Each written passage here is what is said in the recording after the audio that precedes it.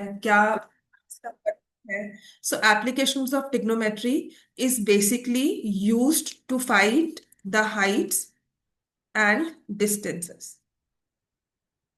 ठीक है, height of things. For example, अगर हमें कुतुब मीनार की हाइट पता है ना, तो अगर उसको ड्रॉ किया गया, उसको बनाया गया, तो उसकी हाइट को हमने किसी टेप के साथ मेजर नहीं किया। वी डिडंट हैव अ इंची टेप या कुछ भी जिस टेप को कहते हैं कि हमने उसको किसी रोप के साथ मेजर किया। तो जो उसकी एग्जैक्ट हाइट है वो मेजर की गई है using concepts of trigonometry and other things. ठीक है, सिमिलर ट्रायंगल्स ले लो, ट्रिग्नोमेट्रिक ले लो, उससे हमने यूज किया है। प्लस आपके टेस्ट में जो क्वेश्चन नंबर 3 है ना, that is more of applications वाला question. So once I do the applications ना, आपका क्वेश्चन नंबर 3 सेकंड जहां पे थीटा दिया हुआ है वो भी यूज करना आपको आ जाएगा। समझ में आ गई बात ये? तो आपका question number 3 was more of applications of trigonometry वाला क्वेश्चन। तो कुतुब मीनार के बारे में अगर हम और छोड़ो, चलो कुतुब मीनार तो फिर मैन मेड है। What about Mount Everest? How could you find the height of Mount Everest? है ना, तो वी फाउंड, और the distance between the sun and the moon हमने कैसे निकाला? अब वहां तो हम लोग किसी भी चीज को हम नहीं कर सकते यूज। ठीक है, कम है, आ जा बेटा। So you are Nandini? Yes. और अभी क्लास में तुम्हारे क्या चल रहा है? अभी कितना चैप्टर्स तुम्हारे कवर हो चुके हैं? 7 8। 7 8 हो गया? नाइन्थ करना है अभी स्टार्ट? मतलब 7 8 चैप्टर हो गए। 7 इज कोऑर्डिनेट? नहीं, कौन कौन से चैप्टर्स हुए हैं? रियो कम हियर, डर लगता है? अच्छा फिर ठीक है, रियो come here. Rio come here. अच्छा, पहली बात तो है, कौन कौन से चैप्टर्स आपके हो चुके हैं पहले आप मुझे वो बताओगे? हमारे पास है एप्लीकेशंस ऑफ ट्रिग्नोमेट्री, जिसे हम कहते हैं कि how did we find the distance between sun and the moon. हमें कैसे पता लगा, sorry, distance between sun and moon? तो we use concepts of trigonometry. More सो,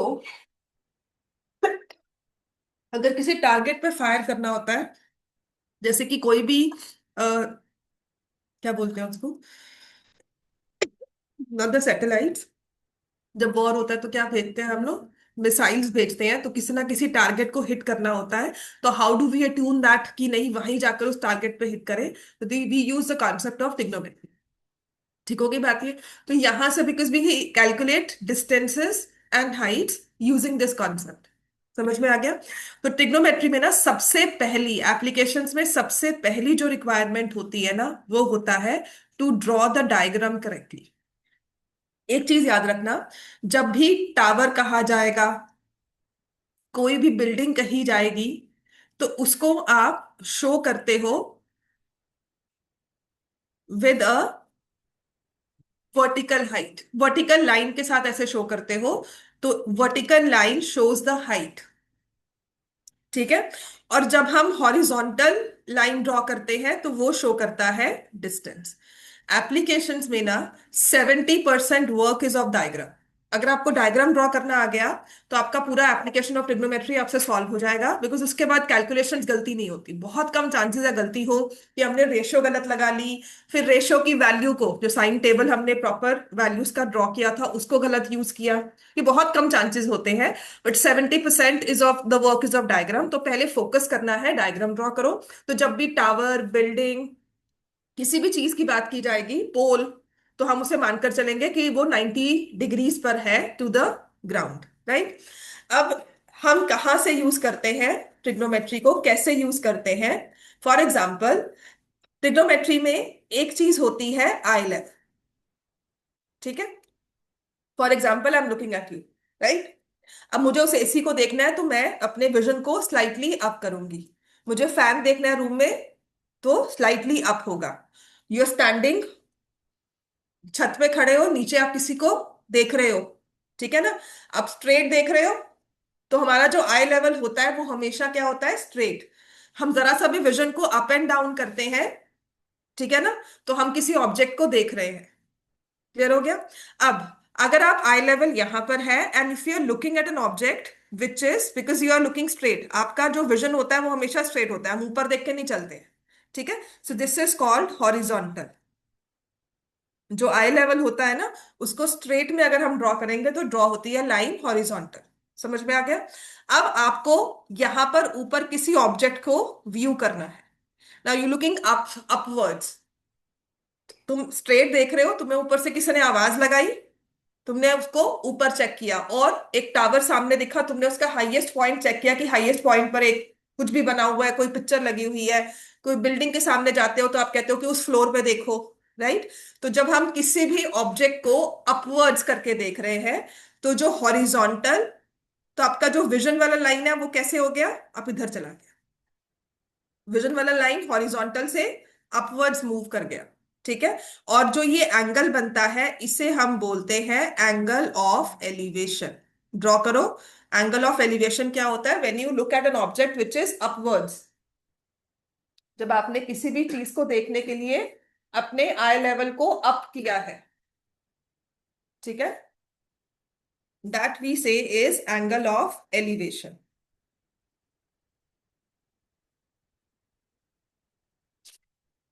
ठीक है? तो आपकी पूरा एप्लीकेशन इन दो एंगल्स के ही बेसिस पर टिका हुआ है, एंगल ऑफ एलिवेशन। अब दूसरी चीज है, यही एक चीज। Now this is my I level, मैं हॉरिजॉन्टल देख रही हूं। ठीक है, हमारा विजन तो हॉरिजॉन्टल होता है हमेशा। Now somebody calls me from the bottom, मतलब किसी ने मुझे नीचे से कॉल किया। तो जब मैंने अपने आई लेवल को डाउनवर्ड्स किया, तो जो एंगल बनता है that is called angle of depression. अगर ऊपर चीज देख रहे हो तो एलिवेशन होगा, अगर नीचे देख रहे हो तो, ऊपर से नीचे देख रहे हो तो डिप्रेशन होगा। तो ये दो एंगल्स है, बहुत इंपॉर्टेंट है। क्लियर हो गया? सॉरी। अब कोई भी ऑब्जेक्ट होगा, फॉर एग्जाम्पल टावर, बिल्डिंग, कुछ भी होगा, तो वो ग्राउंड लेवल पर होगा। ठीक है? तो जो हमारा विजन होता है, मैक्सिमम नंबर ऑफ केसेस में हम मानकर चलते हैं ग्राउंड लेवल पर है। आप किसी बिल्डिंग पर खड़े हो, दूसरी बिल्डिंग को देख रहे हो, तो वो बिल्डिंग की हाइट सिग्निफिकेंट हो गई, तब हम अपनी हाइट को, आई लेवल को वो बिल्डिंग की हाइट मान लेते हैं। समझ में आ गया? तो ये क्वेश्चंस के साथ साथ हम लोग प्रोसीड करते रहेंगे। इतना क्लियर है? तो पहले जब भी किसी चीज की हाइट मेजर की जाती थी, तो एक हमारे पास इंस्ट्रूमेंट, अगर आपकी बुक्स में, अभी नई वाली बुक्स में बना हुआ है, फ्रंट पेज पे देखो, बुक कहाँ है बेटा आपकी, ओपन करो। अगर नई वाली बुक्स पे है, पुरानी बुक्स में तो है, अगर नई बुक्स में भी है, थियोडोलाइट लिखा हुआ है ना, फ्रंट पेज पे लिखा हुआ है नहीं? तो देयर इज एन इंस्ट्रूमेंट जो एंगल्स मेजर करता था। ठीक है? आप किसी भी जगह पे खड़े हो, आपने अपने विजन को अपवर्ड्स किया, तो वो आपको बता देगा कि एग्जैक्ट एंगल आपके आई लेवल से कितना बना है। तो ऐसा मेजरिंग ऑब्जेक्ट हमारे पास होता है। क्लियर हो गया? अगर आपकी पुरानी बुक है तो वहां दिखेगा। नेक्स्ट पेज पे देखो, आपको लिखा हुआ है लाइन ऑफ साइट बोलते हैं। हॉरिजॉन्टल जो होता है we call it as line of sight. Horizontal को लाइन ऑफ साइट भी कहा जाता है, इसे लिखो, बहुत जरूरी है। और ये एक इमेजिनरी लाइन होती है। ठीक है? तो समटाइम्स हम इसे डॉटेड ड्रॉ करते हैं। वो किस केस में करते हैं हम आपको वो भी बता देंगे। ठीक है? This is line of, sorry, this horizontal is not line of sight, so sorry. जो ये वाली लाइन है ना, eye level, this is line of sight, sorry, ये होती है line of sight. Horizontal is an imaginary line, ये वाली लाइन ऑफ साइट है। ठीक है?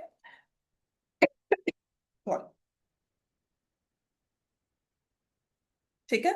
So elevation is when you are looking upwards. आपको साइन 30 वगैरह की वैल्यूज तो आती है? मैं टेबल दिखा दूंगी अभी। वैसे पता है साइन क्या होता है? डॉ कॉस टैन थीटा। थोड़ा ठीक है। और ये होता है when we are looking downwards. ठीक है? तो एक चीज बहुत जरूरी है, जहां एंगल ऑफ डिप्रेशन कहा गया है आपको उसे ड्रॉ करना है। बहुत इंपॉर्टेंट है, पूरा पूरा क्वेश्चन गलत हो सकता है। क्लियर हो गया?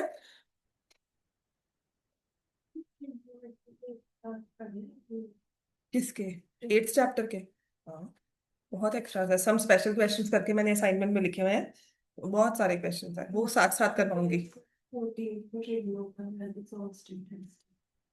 तो उसमें दिए हुए हैं, मैं साथ साथ करवा दूँ।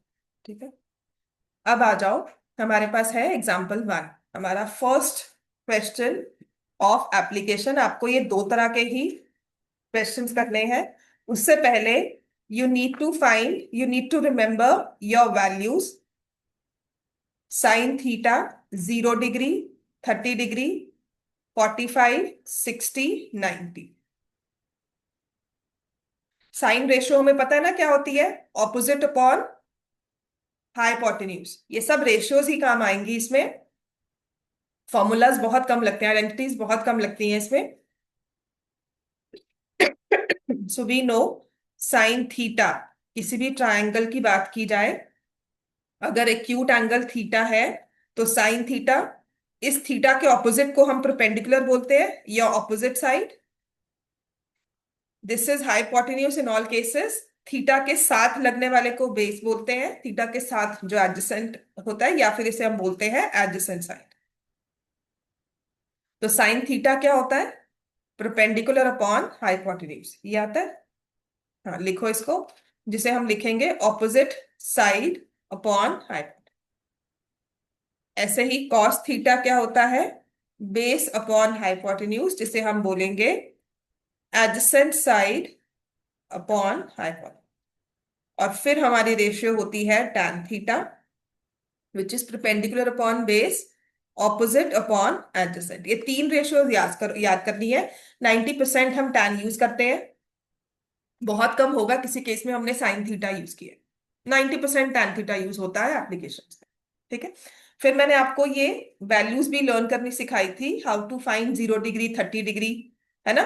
तो हमने क्या किया था टेबल में, वी रोट द वैल्यूज 0, 1, 2, 3, 4। हमारे मम्मा का फोन आ रहा है। मामा को जो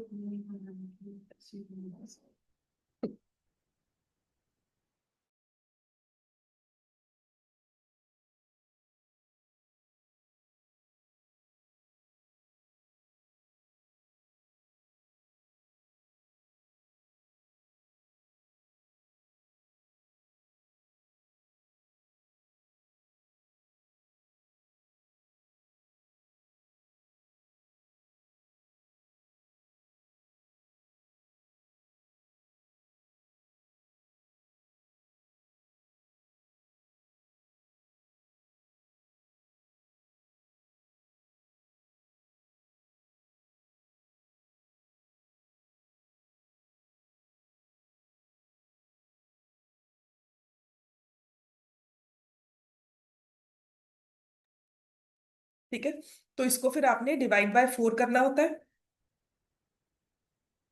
याद है ना ये, और फिर लिखना है स्क्वायर रूट में। तो आपको सारी वैल्यूज याद हो जाएंगी। 0/4 अंडर रूट 0 रहेगा, 1/4 विल बी 1/2, 2/4 है, सॉल्व करने पे आएगा 1/√2, दिस विल बी √3/2, और ये होगा 1। तो ये टेबल हमें बहुत याद रखने की जरूरत है। मैक्सिमम नंबर ऑफ टाइम्स, अब sine 30, sorry tan 30, tan 45, tan 60 use करोगे, मैक्सिमम नंबर ऑफ टाइम्स। ठीक है, कहीं किसी प्रॉब्लम्स में साइन की रेशियो यूज हो सकती है, बट देन यू अंडरस्टैंड जहां पर हमें हाइपोटेन्यूज निकालना हो या हाइपोटेन्यूज दिया हो। क्लियर हो गया।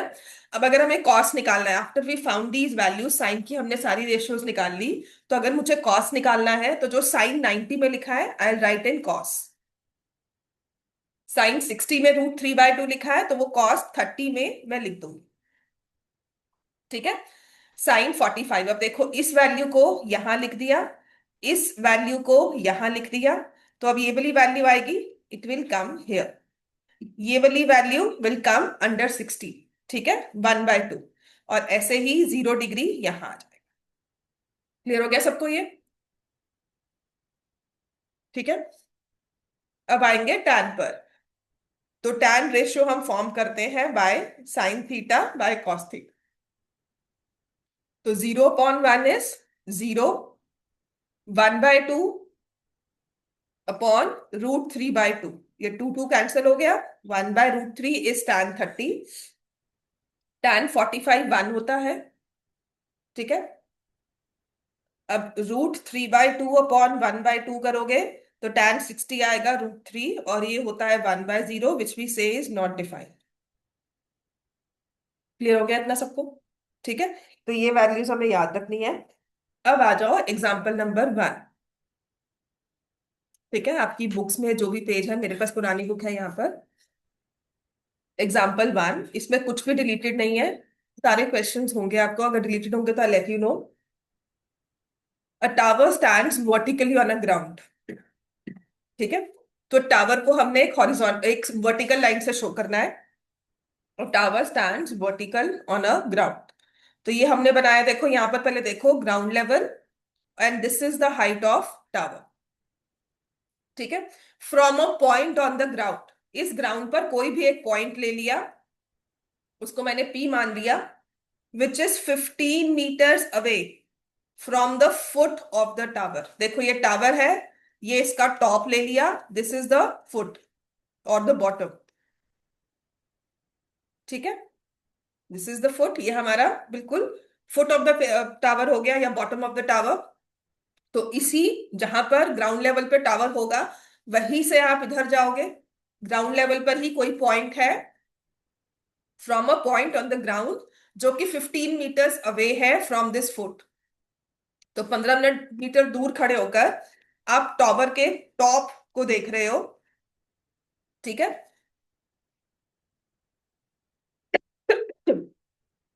और जो एंगल ऑफ एलिवेशन बना, दैट इज 60 डिग्री। तो ये आपकी लाइन ऑफ साइट हो गई ना।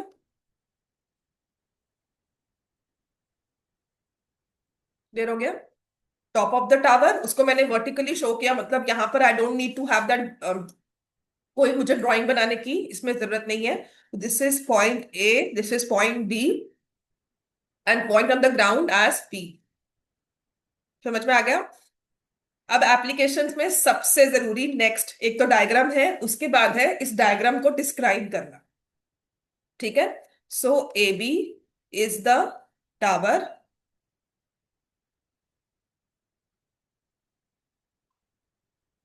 BP is equal to 15 meters, और आपको पास आया है angle of elevation, angle A P B, जिसे हमने लिखा 60 डिग्री। क्लियर हो गया सबको ये? समझ में आ गया? ये डिस्क्रिप्शन बहुत जरूरी है। आपको इसने कहा है find the height of tower, तो टावर की हाइट निकालनी है। तो यूजुअली हाइट्स को हम एच निकाल लेते हैं, एच मान लेते हैं। So A B is the tower of height H meters। A B is the tower of height H meters। Clear हो गया? राइट एंगल ट्राइंगल बना है, बिकॉज टावर है तो हम हमेशा मानकर चलेंगे कि वो वर्टिकली बिल्कुल अपराइट है, 90 डिग्री एंगल पर है। जब तक कुछ और मेंशन नहीं किया जाएगा, जो आपके सिलेबस में भी नहीं है, टावर कभी भी इंक्लाइन नहीं होगा। ऐसा नहीं है कि वो 15 डिग्रीज पे इंक्लाइन है या 60 पे है, हम अपने आप नहीं मानेंगे, 5 डिग्रीज पे भी नहीं मानेंगे, हमेशा उसको 90 डिग्री ही लेंगे। तो जहां राइट एंगल ट्राइंगल लगा, ट्रिग्नोमेट्री अप्लाई होगी।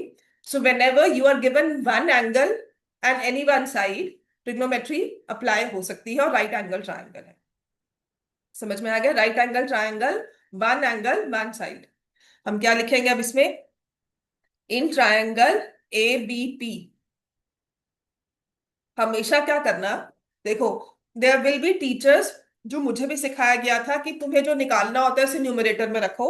मैं हमेशा क्या करती हूँ, जो एंगल दिया है ना, जब तक मुझे हाइपोटेन्यूज निकालने को नहीं कहा, I always form tan ratio. जब तक नहीं कहा ना हाइपोटेन्यूज निकालना है, जब तक वो हाइट और डिस्टेंस में ही काम कर रहा है, हॉरिजॉन्टल मतलब परपेंडिकुलर और बेस की चीज को निकालने के लिए कह रहे हैं, तो ऑलवेज यूज टैन रेशियो। समझ में आ गया? तो tan 60 को हम क्या लिखेंगे? A B upon BP.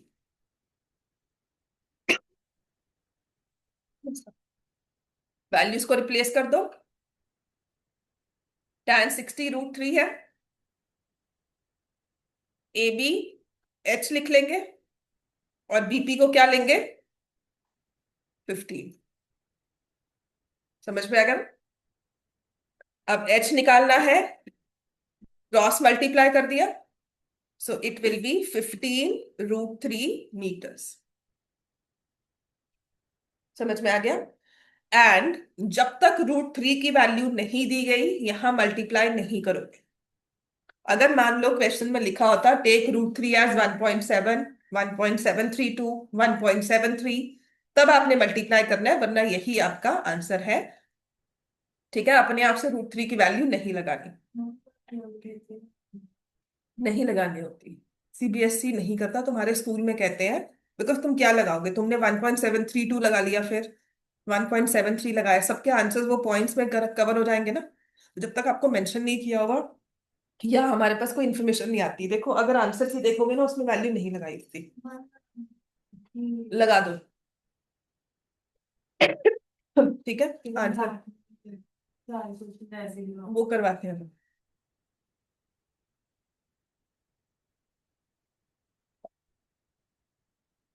Sacred heart में भी शायद बोलते हैं क्या, दूसरी लगा दो, कहा है। हाँ, बट नहीं रिक्वायर्ड होता। वो हमारे पास आंसर की आईडी है, विल चेक है, मार्किंग स्कीम में चेक कर लेंगे, वैसे नहीं होता। और जितने भी बच्चों ने किया है √3 नहीं लगाया, तो उनके कोई मार्क्स नहीं कम हुए, सीरियसली। पिछले 3 क्वेश्चंस में भी जब हमने, जिन बच्चों के 100 और 100 में आया, तो उनसे पूछा था मैंने कि √3 लगाया, तो कोई ऐसे स्पेसिफिक होता नहीं है। आईसीएससी में कंपलसरी होता है, चाहे आपको दिया है चाहे आपको नहीं दिया, आप लगाते हो, क्योंकि उन्होंने स्पेसिफाई किया होता है कि 2 प्लेसेस तक आपने यूज करना है। सीबीएसई में आपको मेंशन किया जाता है। ठीक है, क्लियर हो गया? समझ में आ गया ये सबको? यही से बस इतनी ही ट्रिग्नोमेट्री है। अब हद से हद क्या होगा, आपका ये डायग्राम 2 एंगल्स के साथ बनेगा। क्लियर हो गया? तो अभी 3 4 क्वेश्चन हमारे फर्स्ट वाले एंगल के ही हैं, तो आज जो हमें करना है ना, हमें सिंगल एंगल वाले क्वेश्चन ही करने हैं, और वो भी पेपर में आ जाते हैं।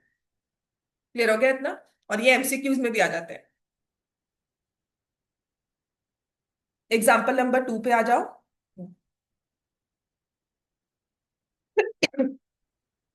और आई थिंक 2 सालों से ना लगातार एप्लीकेशन से ही केस स्टडी बन के आ रही है। ठीक है, an electrician has to repair an electric fault on a pole of height 5 metres. Pole कहा गया है, तो कोई ग्राउंड होगा जिस पर पोल ऐसे अपराइट खड़ा, तो इलेक्ट्रिशियन को एक इलेक्ट्रिसिटी फॉल्ट यहां पर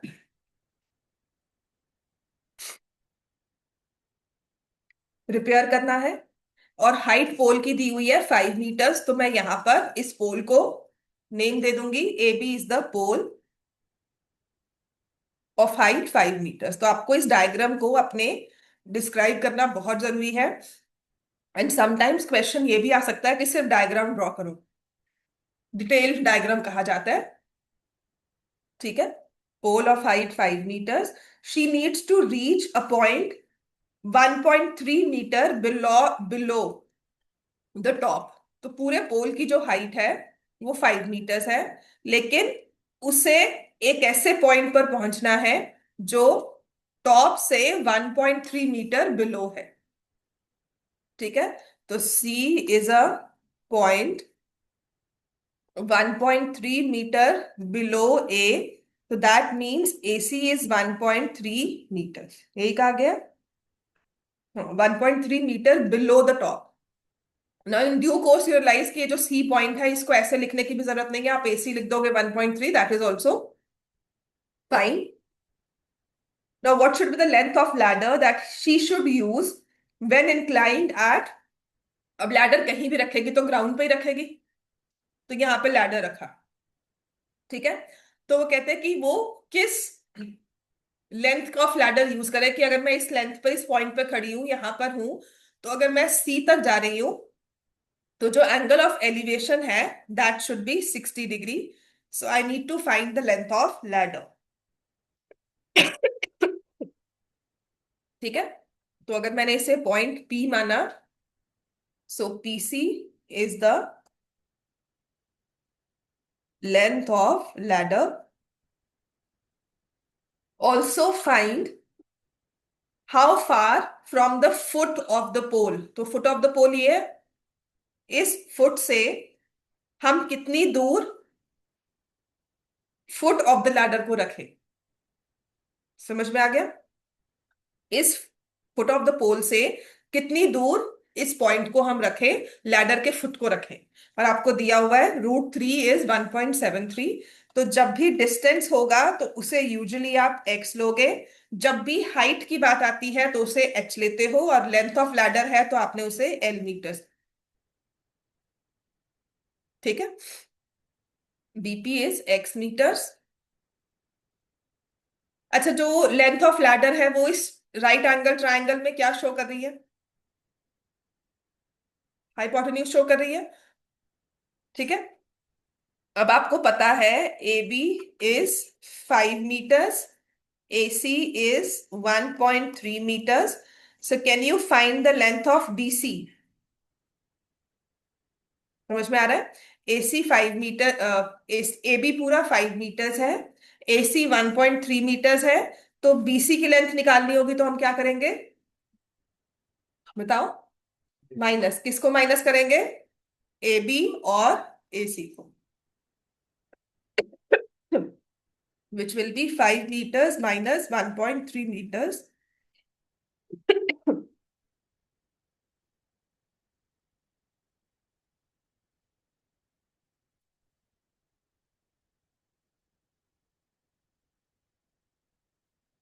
So this will be 3.7 metre. अब तुम्हें लेंथ ऑफ लैडर निकालनी है। सबसे पहले कौन सा ट्रायंगल ले रहे हो आप? उसमें लोगे सी बी डी।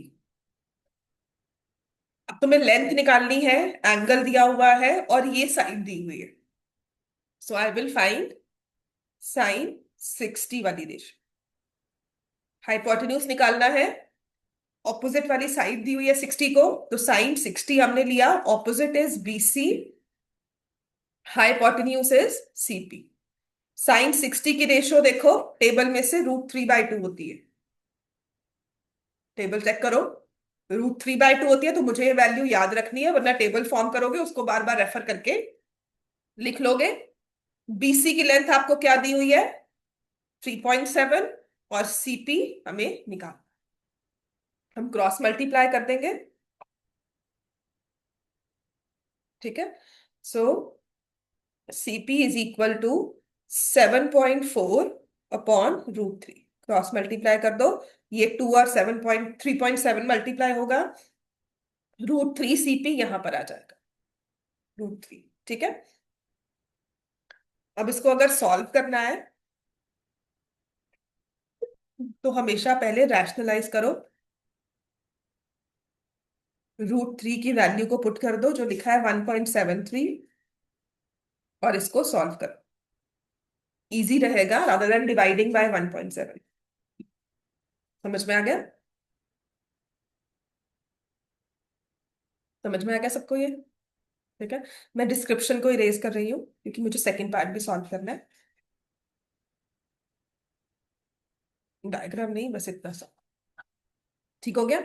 तो आप लिखोगे CP is equal to 7.4 into 1.73, multiply करो, डिवाइड बाय 3 करो। करो मल्टीप्लाई सब भी। 1.73 इंटू 7.4।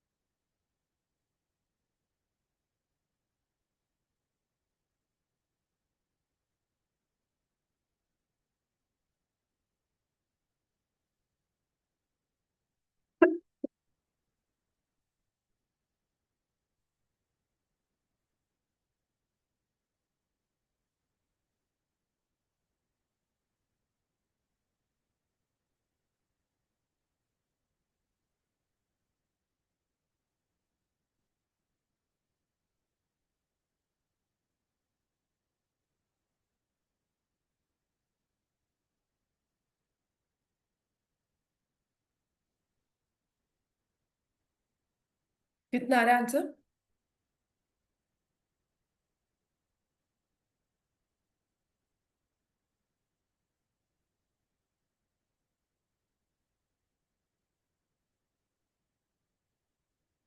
मल्टीप्लाई ठीक किया ये? मल्टीप्लाई ठीक है मेरा कि नहीं? ठीक है। इसको डिवाइड बाय थ्री किया तो फोर थ्री जा 12, थ्री फोर जा 12 पॉइंट, टू जा 6 आएगा 20, तो 6 जा 18, 22 हो जाएगा 7, 21। ठीक है ना? तो इसको टू प्लेसेस में करेंगे तो 4.27 मीटर्स। उनका 28 इसलिए आ रहा है बिकॉज उन्होंने डायरेक्टली डिवाइड कर दिया।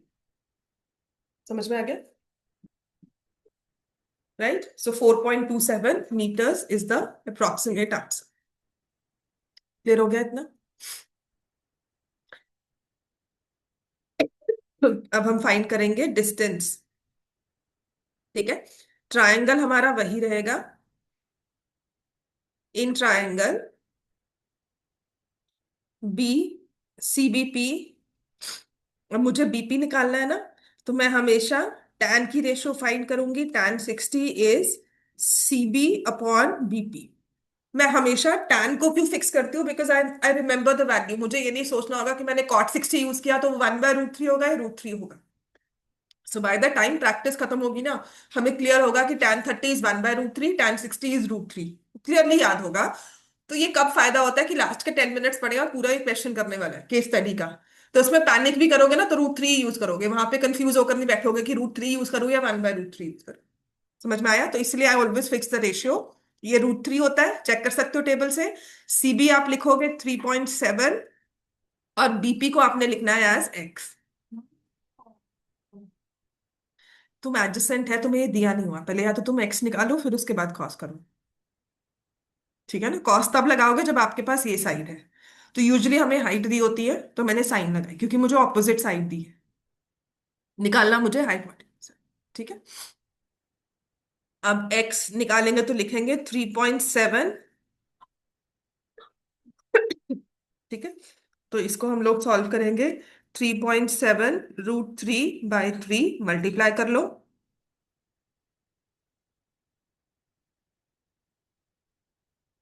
73, सॉरी। चलो करो मल्टीप्लाई, आंसर निकालो, बहुत जरूरी है कैलकुलेशंस को करना।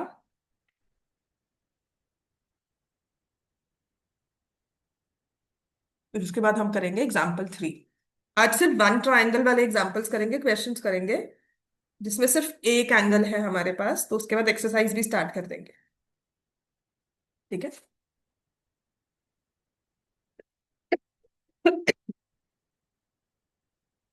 मल्टीप्लाई करो।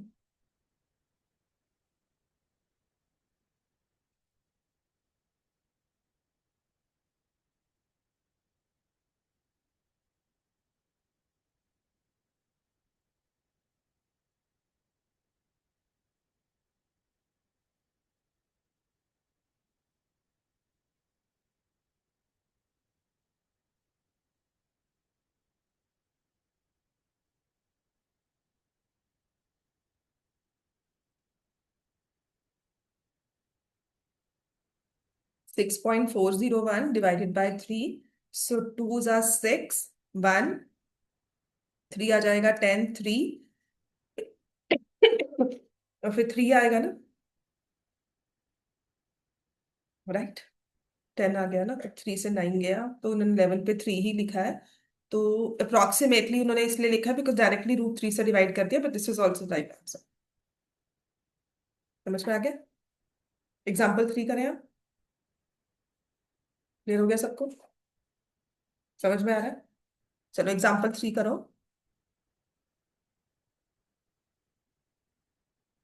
एग्जाम्पल 3 में कहा है an observer 1.5 metre tall is 28.5 metre away from a chimney. एक ऑब्जर्वर है, उसकी हाइट को सिग्निफिकेंट बता दिया, वो किसी लेवल पे खड़ा है 1.5 मीटर, मतलब उसकी हाइट एक सिग्निफिकेंट लेवल पे, मे बी वो लैडर पे खड़ा है, किसी व्हीकल पे खड़ा हुआ है। ठीक है, तो उसकी हाइट एक ऑब्जर्व, हमने सिग्निफिकेंट नंबर ले लिया, और उसका डिस्टेंस दिया हुआ है फ्रॉम अ चिमनी। तो अगर चिमनी है तो ऑफ कोर्स ऐसे स्ट्रेट लाइन होगी, है ना, वर्टिकल लाइन होगी chimney. So I say let A B is the chimney.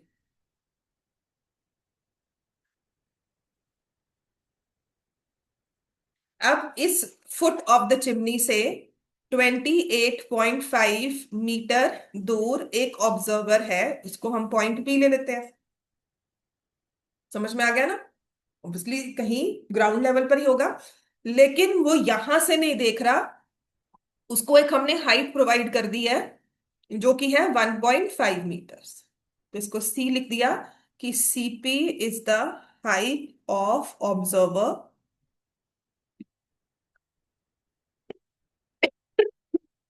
1.5 metre, और बीपी इज 28.5। ठीक है, जो डिस्टेंस है ऑब्जर्वर का, दैट इज 28। अब इधर से उसने टॉप ऑफ द चिमनी को देखा, इससे अपवर्ड्स देखा, तो एंगल बना 45 डिग्रीज का, एंगल ऑफ एलिवेशन। अब ये 45 डिग्री कैसे शो करना है, पहले हम यहां पर ड्रॉ करेंगे हॉरिजॉन्टल एवरी टाइम। कि वो ऐसे देख रहा था, उसको कहा चिमनी के टॉप पर देख, तो उसने इंस्टेंटली 45 डिग्री के एंगल पर उसको देखना पड़ा।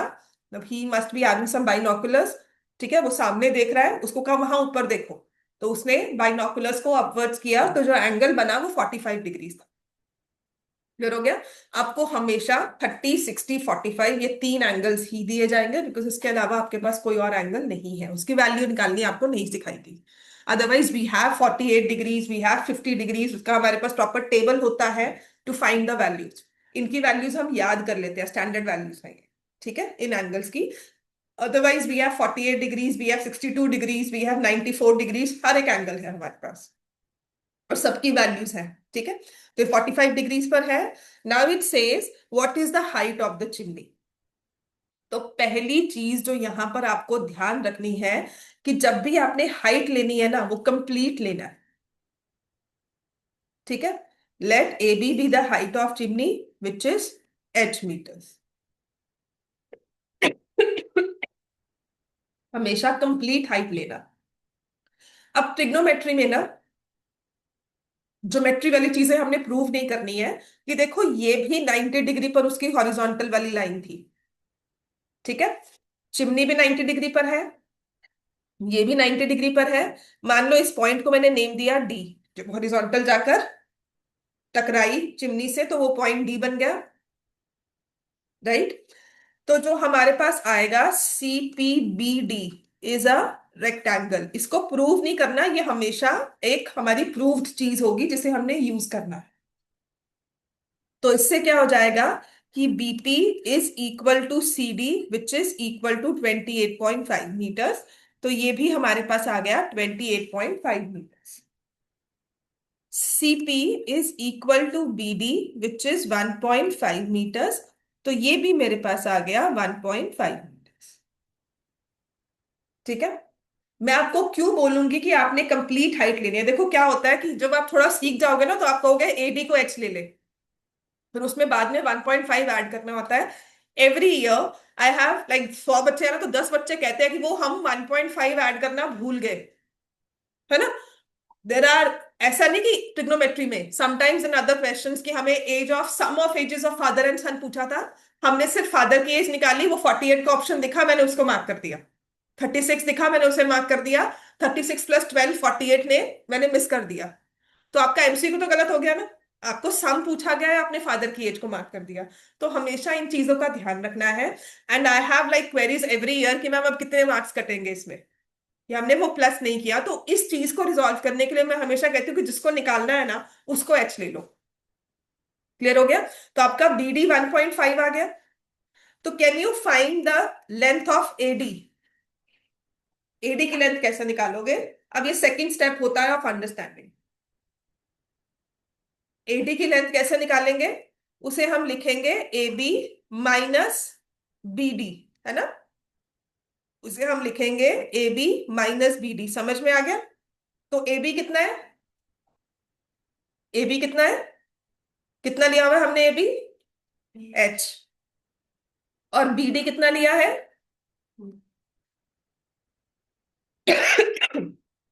ठीक है, तो हमारे पास जो ये एडी की लेंथ आ गई, that is H minus 1.5 metres. समझ में आ गया? अब जो आपका आंसर आएगा ना, उसको कोई वर्किंग नहीं चाहिए। अब ट्राइंगल कौन सा लोगे? जहां पर एंगल होता है ना, हमेशा उस एंगल को मेजर करना। यहां पर आप लिखोगे एंगल ऑफ एलिवेशन,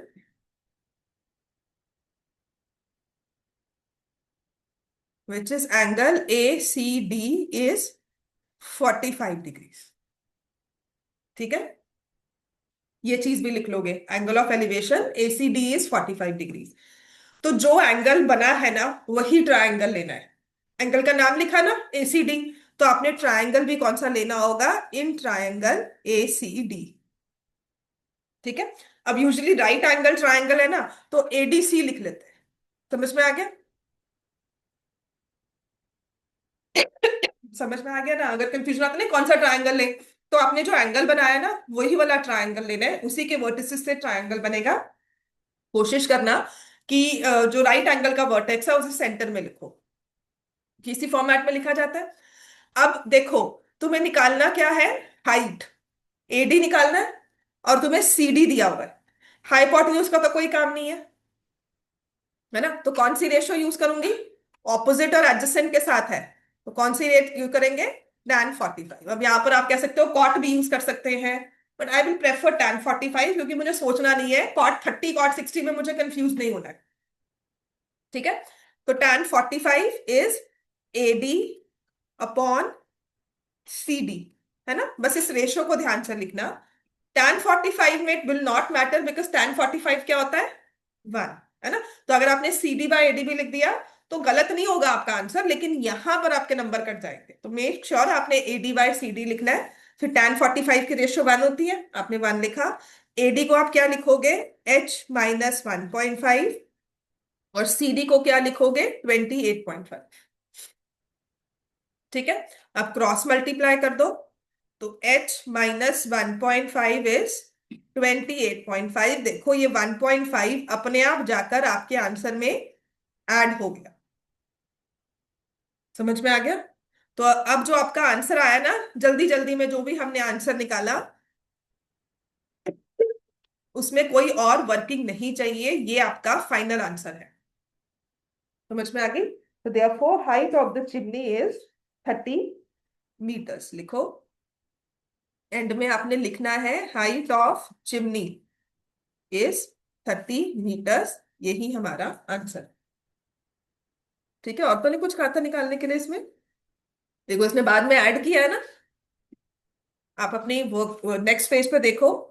इसने यहाँ पर सॉल्व करके height of the chimney AB उसे ऐड किया है। तो मैक्सिमम टाइम्स होता है, मैं ये नहीं कहूंगी सब है, लेकिन अगर आपको ये टेंडेंसी है कि भूल जाते हो, या वो लास्ट के 10 मिनट होते हैं और उसमें हम फटाफट से काम कर रहे हैं तो हम भूल जाते हैं, पैनिक कर जाते हैं, तो उस पैनिक को अवॉइड करने के लिए ना हमने रूल ये रखा हुआ है कि जो निकालना है ना उसी को टोटल H ले लो हमेशा।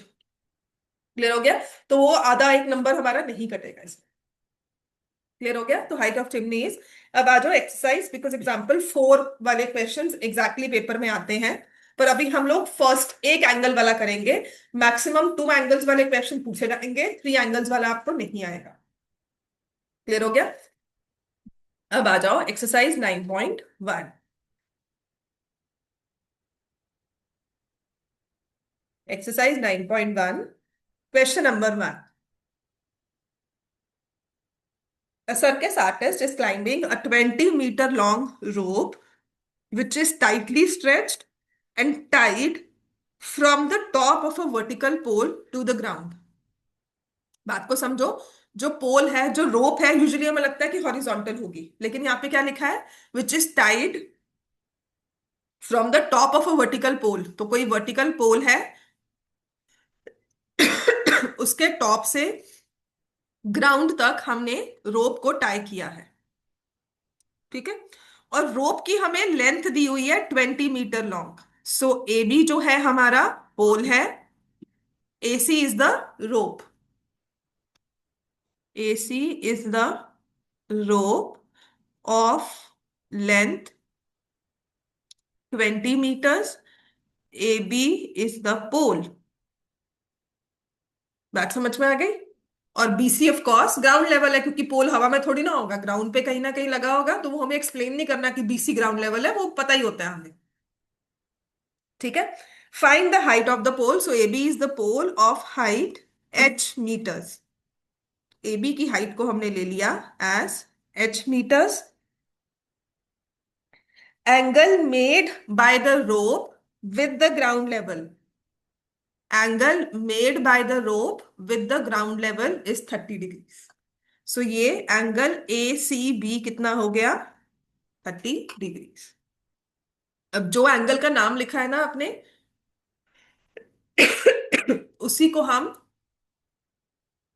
उसी का नाम मतलब उसी में ट्रायंगल लिखते हैं, कोशिश करते हैं राइट एंगल सेंटर में हो। आपने एसी भी लिखा ना, तो वही ट्रायंगल लिखेंगे, बस राइट एंगल सेंटर में लिख लेंगे एबीसी। अब रोप दी हुई है और हाइट निकालनी है। 30 डिग्री पर बैठकर ये रोप क्या हो गई? हाइपोटेन्यूज। और ये क्या हो गई? ऑपोजिट साइड, जिसे हम बोलते हैं परपेंडिकुलर। सो इन ट्रायंगल मैं लिख रही हूं sine 30 is A B upon A C. समझ में आ गया? साइन क्यों यूज किया? क्योंकि ऑपोजिट निकालना है और हाइपोटेन्यूज दिया हुआ है। ठीक है, जो रेशियो फॉर्म करनी है वो ऑपोजिट और हाइपोटेन्यूज में फॉर्म करनी है। साइन 30 की वैल्यू देखोगे तो आएगी, देखो 1/2। याद करो, साइन 30 टेबल में रेफर चेक करो, साइन 30 इज 1/2। तो ए बी हमारे पास है एच और ए सी है 20। क्रॉस मल्टीप्लाई करेंगे, 2h is 20, या height of the pole is 10 meters। Therefore height of pole is 10 meters। Question number 2 बहुत इंपॉर्टेंट है। ठीक है, इंपॉर्टेंट है क्वेश्चन, बिकॉज ये ऐसा अगर पेपर में आ गया।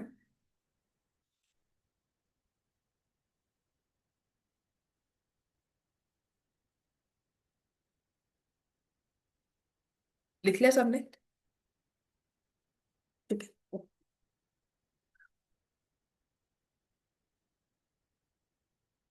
A tree breaks due to storm and the broken part bends so that the top of tree touches the ground, making an angle of 30 degrees with it।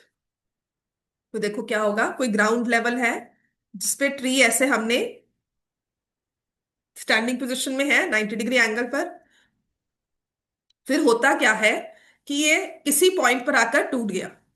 तो मान लो ये पॉइंट है जहां पर वो टूट गया, तो ये जो टॉप वाला पोर्शन है ये नीचे आ जाएगा, है ना? ये चीज ऐसे नीचे आ जाएगी। तो जब ये ऐसे नीचे आ गई, ग्राउंड पर आकर कहीं ना कहीं टकराएगी। तो जब टकराई ऐसे, तो जो एंगल बना वो 30 डिग्रीज का है। समझ में आ गया? सो अगर मैं लिखती हूं A B is the tree, C is the point and P is point on the ground, let A B the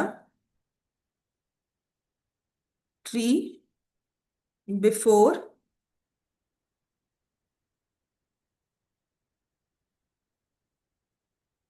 it is broken.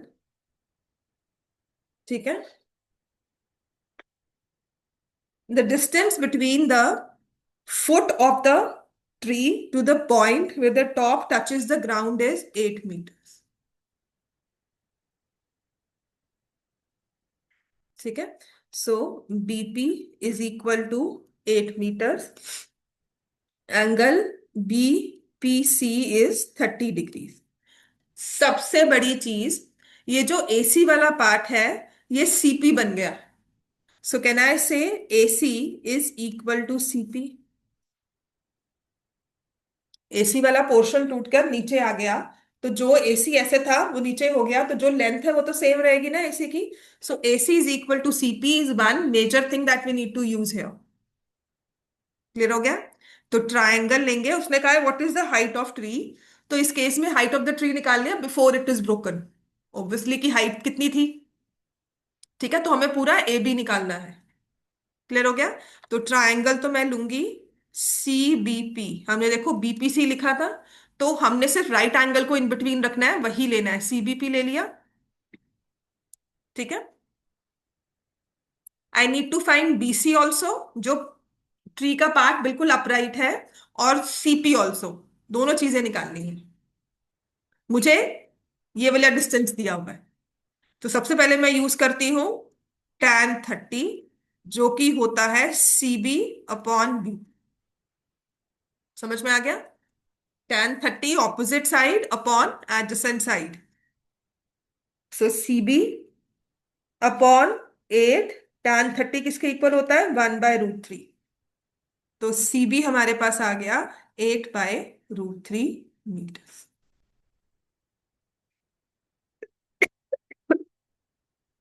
अब ऐसे ही लिखेंगे, बीपी अपॉन सीपी। देखो एडजेसेंट साइड दी थी, हाइपोटेन्यूज निकालना है। अब यहां पर हमने क्या यूज किया? cos 30।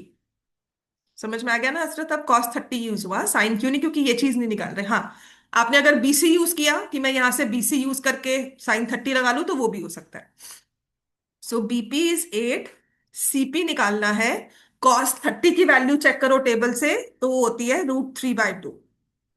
क्रॉस मल्टीप्लाई करोगे, so √3 CP is equal to 16। CP is 16/√3।